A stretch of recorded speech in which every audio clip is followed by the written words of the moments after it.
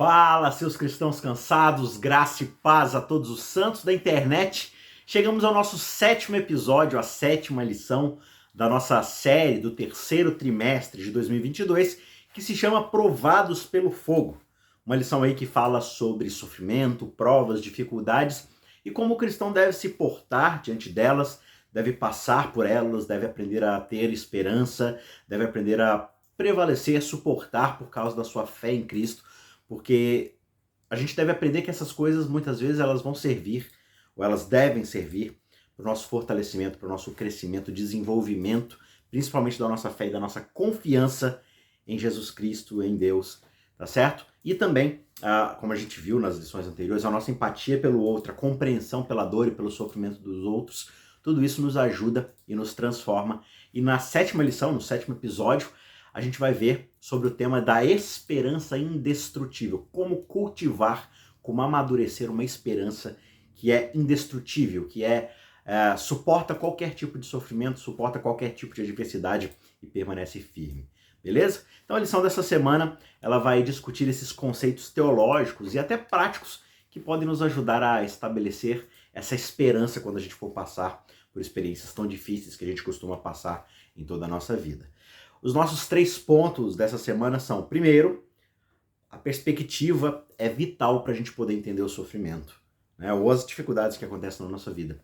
Segundo, Deus, apesar de tudo, ainda é Emanuel. E terceiro, Deus sempre tem um plano mesmo quando parece que as coisas estão descontroladas.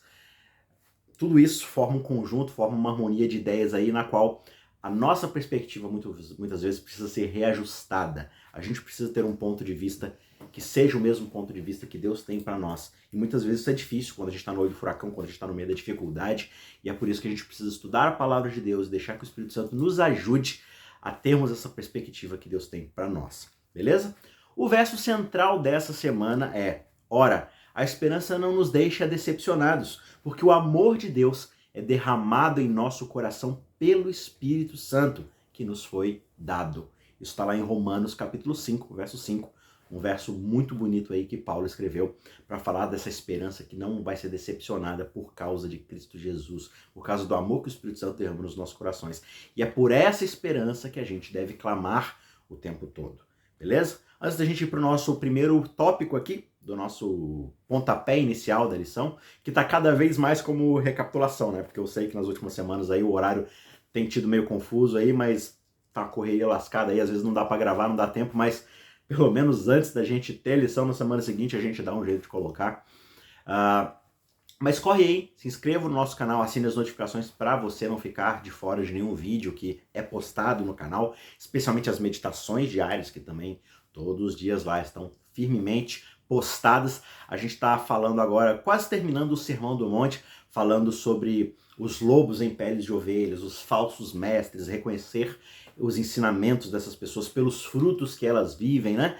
Então está sendo uma jornada bem interessante, a gente já está nos evangelhos em reta final aí no restante do ano para terminar o Novo Testamento até Apocalipse. Eu tenho certeza que vai ser uma jornada incrível mesmo aí na reta final. Se você não começou com a gente desde o início do ano essa jornada, ou você pode deixar para começar no que vem, e aí você assina aí a notificação, deixa marcadinho aí para começar no dia 1º de janeiro todo o ciclo, ou você pode correr aí assistir vários por dia, vários no final de semana, ou também você não precisa seguir assim o dia marcado de cada uma. Você quer começar hoje, começa lá pela 1º de janeiro e vai marcando, vai fazendo seu próprio cálculo, enfim, vai assistindo aí diariamente. O importante é você ter essa jornada de conhecer pelo menos esse panorama mais geral aí, amplo da Bíblia, que tem muitas lições para poder ensinar pra gente. E tudo isso fica muito mais fácil se você tiver inscrito e tiver assinado as notificações, porque aí toda vez que sai vídeo novo, você em primeira mão já recebe a notificação e o aviso de que a gente está postando material novo. E inclusive, ano que vem, se tudo der certo, a gente vai ter muito material teológico legal, a gente vai ter um novo curso de teologia, de Bíblia, tá?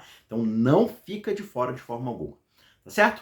Vamos então para o nosso primeiro tópico aqui, que é a perspectiva diante do sofrimento é algo vital. A gente está fazendo um apanhado aqui de domingo, segunda e quinta-feira. E o que é essa perspectiva vital que nós precisamos ter? A gente precisa entender algumas coisas aqui. Primeiro, o ponto de vista de Deus. Existe uma perspectiva muito mais ampla da vida, que é a perspectiva de Deus. E essa perspectiva ela é essencial para a gente sobreviver a tempos difíceis. Veja o que Paulo fala lá na sua segunda carta, no capítulo 3, verso 8. Ele diz o seguinte: olha, amados, existe uma coisa aqui que muitas vezes a gente não considera. A gente não pode esquecer disso, que é o quê? Para o Senhor, um dia é como 1000 anos, e 1000 anos são como um dia. O que isso quer dizer? Isso quer dizer que do lado de Deus existe um jogo. Vou colocar jogo aqui em termos humanos para a gente compreender, mas existe algo muito mais longo e muito mais amplo e complexo acontecendo. E às vezes a gente quer fazer com que todo o funcionamento do nosso mundo, da nossa história, do nosso momento, do nosso universo gire em torno do que me aconteceu hoje, amanhã, vai acontecer semana que vem, sendo que a nossa vida é só um ponto, num algo muito complexo que está acontecendo, que é o plano da redenção, o grande conflito que está acontecendo, e às vezes a gente quer pautar Deus e a sua vontade de acordo com aquilo que acontece na nossa vida pontualmente, individualisticamente. Quando você pega, por exemplo, a experiência que Abacuque teve, né, como ele descreve, especialmente lá na sua carta profética, né, no seu livro profético, o livro de Abacuque, você vê lá a discussão, as conversas que ele tem com Deus. Ele fala: Senhor, até quando o Senhor vai ficar aí impassivo, sem fazer nada? O mal está acontecendo aqui em Jerusalém e o Senhor não corrige, o Senhor não castiga. Quando é que o Senhor vai intervir? E aí Deus responde a Abacuque. Ele fala assim: Abacuque, quem disse que eu não estou fazendo nada? Talvez eu não esteja fazendo o que você espera que eu faça, mas eu estou fazendo alguma coisa. Eu estou levantando os babilônicos para poder, e aí, acabar com a maldade de Israel, de Judá. E aí Abacuque fala: Senhor, e aí volta a reclamar, mas os babilônicos são ainda piores do que os de Jerusalém, do que os judeus, do que os israelitas. O Senhor vai apagar fogo com nitrogênio líquido? Não faz o menor sentido. Deus fala assim: calma, Abacuque, eu tenho um plano. Está tudo debaixo daquilo que eu planejei para o futuro de Israel, para o futuro da humanidade, para a salvação de todo mundo. Está tudo dentro dos planos. Acalme-se. Tenha paciência. E aí quando Abacuque volta a insistir, vem aquele famoso verso onde Deus fala: Abacuque, o Senhor está sentado no seu santo trono, cale-se diante dele toda a terra. Verso aí que muitas vezes a gente fala usando ele como reverência na hora do culto. Na verdade, o que Deus fala nesse verso é: Abacuque, eu estou sentado no meu trono, governando todo o universo. Eu estou no controle de tudo. Fica quietinho aí que você é um mero humano e você está tentando alcançar ou discutir coisas que você não tem noção. Por quê? Porque você não está vendo da perspectiva que eu estou vendo. Eu estou vendo a perspectiva do todo, você está vendo só um pontinho específico. Então esse que muitas vezes é o nosso problema, o mesmo problema que Abacuque teve. Quando Abacuque muda essa perspectiva, o livro acaba com ele agradecendo ao Senhor, dizendo: olha, mesmo que a figueira não tenha frutos, mesmo que não haja flores, né, na planta, mesmo que toda a nossa economia que não prospere, eu, contudo, confiarei no Senhor e exaltarei o Deus da minha salvação. Eu sei que no fim, Deus está trabalhando para a nossa salvação e para o nosso bem. Então quando a gente compreende isso e muda essa perspectiva, já é um passo a mais. A chave para a gente poder sobreviver nesse mundo tão sofrido é a mesma chave que Abacuque teve que entender para poder sobreviver. E, né, é quando ele é levado justamente a ver esse quadro completo do que de fato está acontecendo.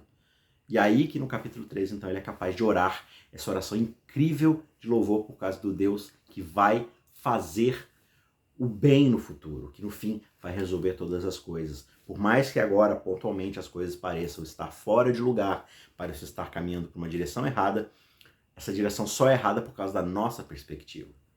Talvez ela tenha até uma dor pontual, um sofrimento pontual aqui no presente, mas nada comparado àquilo que Deus quer fazer lá na frente, no futuro. A perspectiva espiritual mais ampla do universo que a gente precisa sempre ter em mente é o grande conflito. A grande estrutura de imagens para todas as outras histórias bíblicas e nossas próprias experiências de hoje é o grande conflito. Entender que existe algo amplo no universo acontecendo que vai muito além simplesmente da história humana, da história do planeta Terra. Deus está em luta para demonstrar para todo o universo que não existe um caminho melhor do que aquele que ele traçou para a criação quando ele a fez. O grande problema de tudo que a gente enfrenta hoje é porque a gente decidiu seguir um caminho totalmente diferente. A gente decidiu ir por outro rumo. E por causa disso, Deus está consertando todas as coisas. Só que ele simplesmente estalar o dedo e resolver refazer tudo, Imagino tanto de criaturas, seres e principalmente a humanidade que ia ser destruído nesse processo. Então Deus está trabalhando para salvar o máximo de pessoas, de criaturas, que Ele possa salvar dentro desse plano de salvação. E isso requer tempo, requer que a verdade amadureça e seja vista na perspectiva das pessoas, na mesma perspectiva que Deus está vendo. Por isso a gente precisa ter essa paciência, a gente precisa ter essa compreensão e essa fé de que Deus está fazendo o melhor para nós.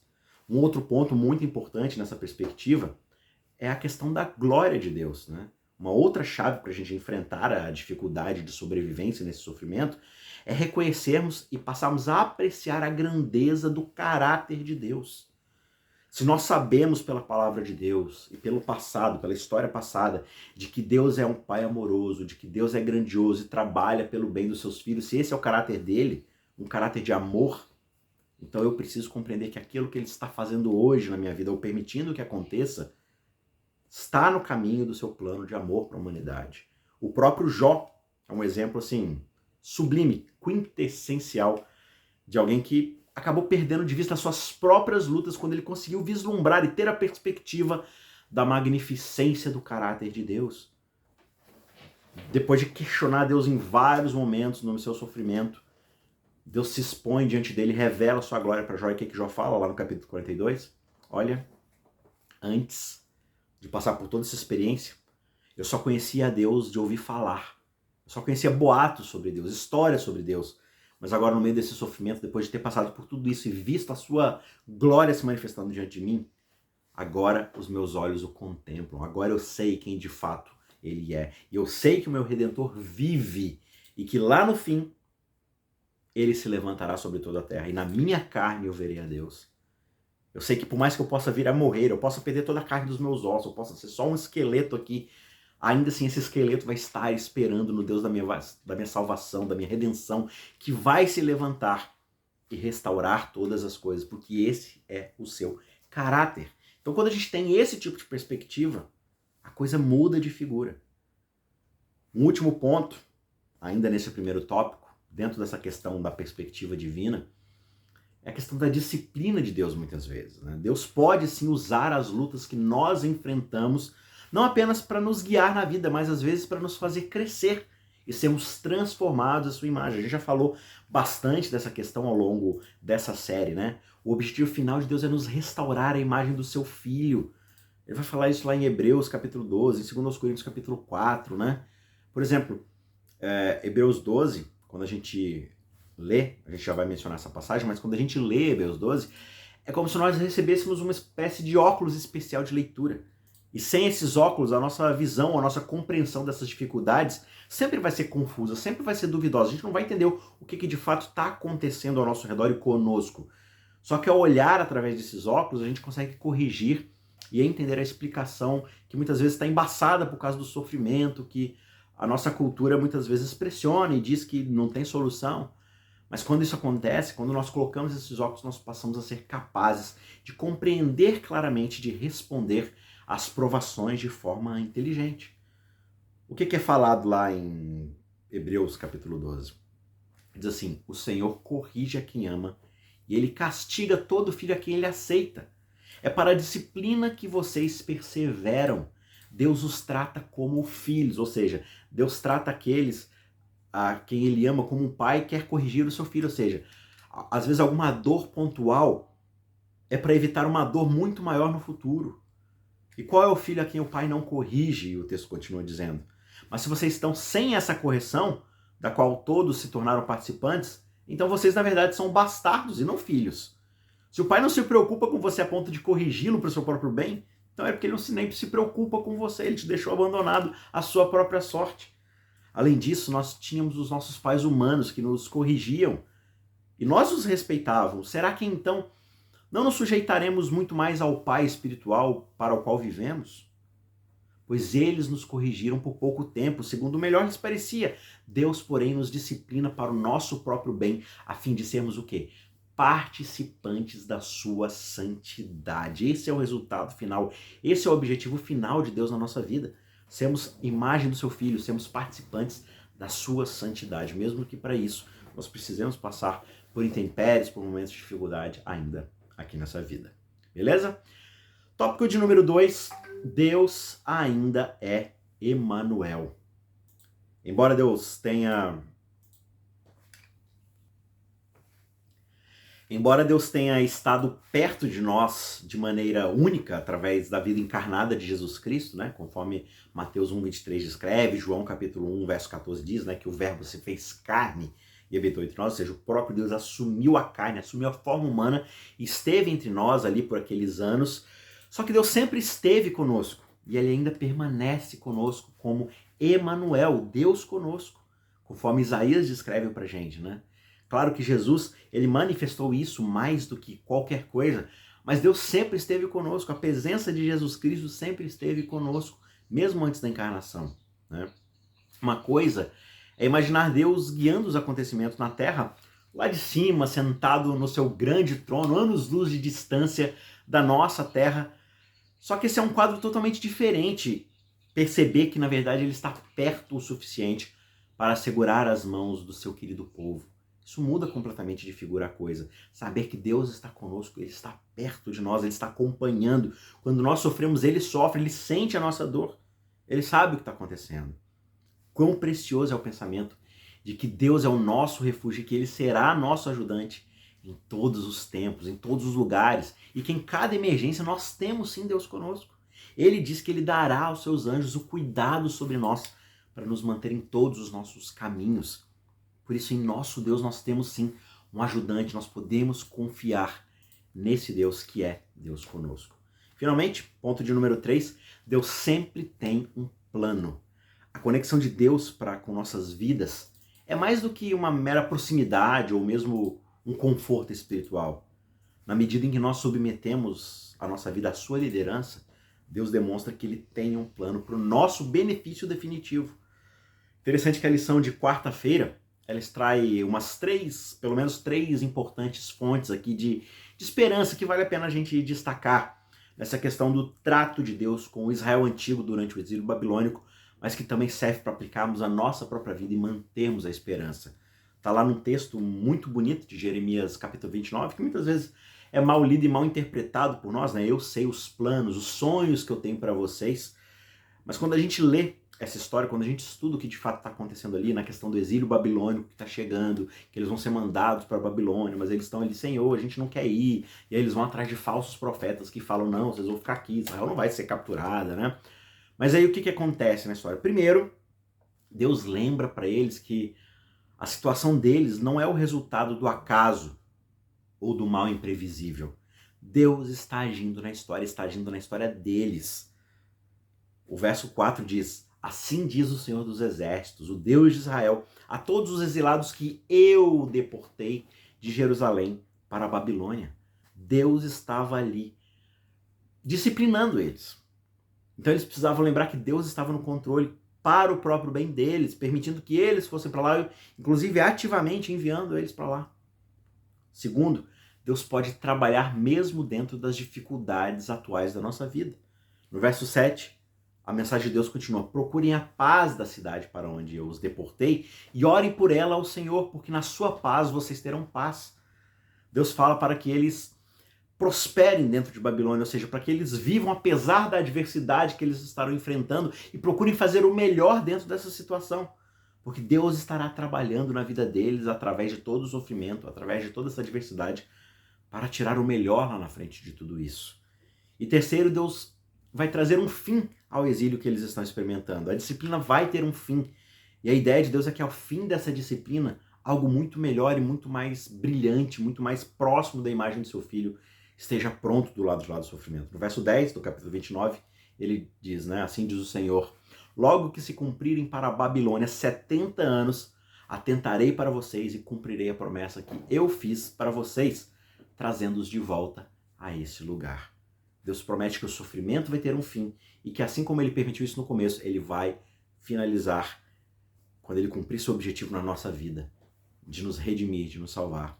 Então, como estudantes da profecia bíblica, a gente precisa entender que as garantias de Deus a Israel na Babilônia deveriam também ser uma lição importante para nós, porque a gente pode projetar isso de certa forma para nós que esperamos ansiosamente o retorno de Cristo em breve. A promessa foi feita, a sua vinda vai se cumprir, mas enquanto isso a gente vai passar por dificuldades. Então a gente precisa encarar essas dificuldades não como pedras de tropeço na nossa vida, mas como processos de amadurecimento para que cheguemos nesse dia final muito mais prontos, muito mais maduros, muito mais preparados. Beleza? Para a gente concluir, uma última citação aqui. A experiência de todos é de que vem tempos de grande decepção e desânimo total. Dias em que a tristeza é a porção que nós recebemos como alimento. E é difícil acreditar que Deus ainda é o benfeitor gentil de seus filhos nascidos na terra. Dia em que os problemas assediam a nossa alma até que a morte pareça preferível até mesmo à vida. É então que muitos perdem sua segurança em Deus e são levados à escravidão da dúvida, à escravidão da incredulidade. Poderíamos em tais momentos discernir com percepção espiritual o significado das providências de Deus. Deveríamos ver anjos procurando nos salvar de nós mesmos, esforçando-se para plantar os nossos pés sobre uma fundação mais firme que as colinas eternas. E uma nova fé, uma nova vida, então surgiria nessa existência. Isso está lá em Profetas e Reis, página 162. Que nesse restante de semana você possa compreender que Deus está trabalhando na sua vida para o melhor que possa acontecer. E peça ao Espírito Santo para te ajudar a enxergar os momentos que você passar, as provas que você enfrentar, da perspectiva única de Deus, que é a de salvação da sua alma, da sua família, da sua vida, daqueles que estão ao seu redor. Deus está trabalhando para o bem de todo o universo. E muitas vezes coisas vão acontecer pontualmente nas nossas vidas, mas não perca a esperança, porque a esperança em Deus vai ser recompensada no final, quando finalmente ele voltar para terminar a boa obra que ele começou na nossa vida. Que Deus te abençoe, não se esqueça de se inscrever no canal, compartilhe esse vídeo com quem você puder e a gente se vê na semana que vem para mais um pontapé dessa lição. Deus te abençoe, tchau, tchau.